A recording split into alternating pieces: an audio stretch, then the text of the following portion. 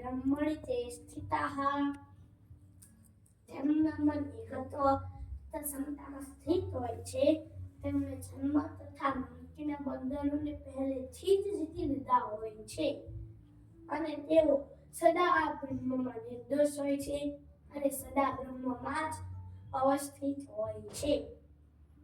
ન પ્રહુષ્ય પ્રિયમ પ્રાપ્ય દ્વિજે પ્રાપ્ય ચા પ્રિયમ સ્થિર બુદ્ધિર સમ્મૂઢો બ્રહ્મવિદ બ્રહ્મણિ સ્થિતઃ.